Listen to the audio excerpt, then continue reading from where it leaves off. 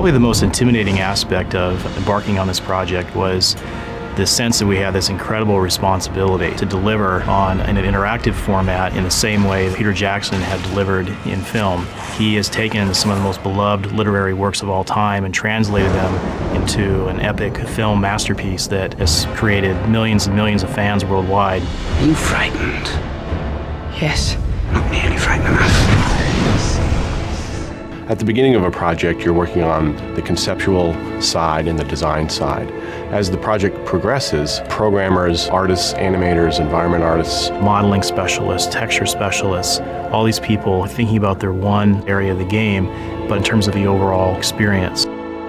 One of the advantages of being able to work so closely with the filmmakers is we were able to use the models and props that they created for the film as reference for the stuff that we needed to create in our game.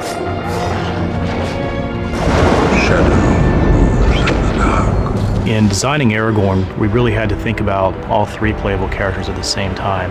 For example, Legolas is much more of a speed and finesse-oriented character. Gimli's a small battle tank. Aragorn is more a blend of the two. We looked at the moves that each of the characters made frame by frame before we started to build anything.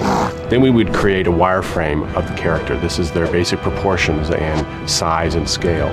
Then we would add texturing and lighting to complete their wardrobe and add the fine details of their character.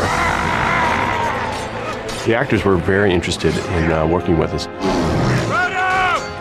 In one case, Viggo Mortensen showed us some of his action moves. He and his stunt double open up a crate of swords and start sparring with one another. That became the basis for many of Aragorn's moves. It wants to be fun.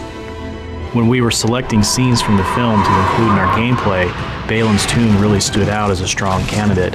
It's one of the most memorable moments in the first film. We wanted to recreate the sense of ambiance. It's this very strong beam of light on the tomb itself. That was a challenge for our environment modelers and lighting specialists.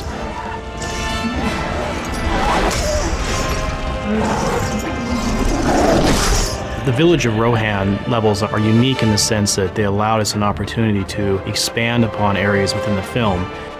The actual game level itself looks and feels very much like the film locations in terms of lighting, the shape of the architecture, the people who were there, but we actually build upon that in this particular case and create areas of the level for the player to explore and fight in that they perhaps didn't see in the film.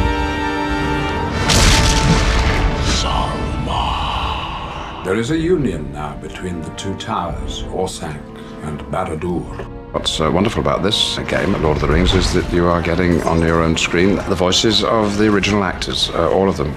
Help, Aragorn! Aragorn, help! It's incredibly authentic, and I think it's really difficult to make a game based on a film. This game does it. It's very much like the film.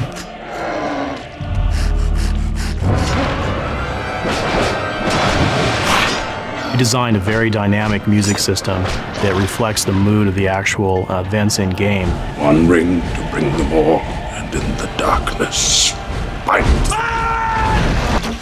In the film, Saruman attacks Helm's Deep with 10,000 Uruk-hai, so we had to use other elements at our disposal to create the sense of battle.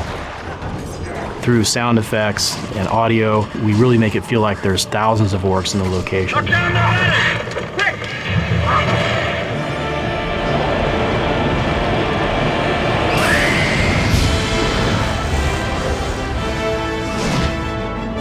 If someone plugs in the game and they say to themselves, oh my God, this is the film, then we've achieved exactly what we set out to do.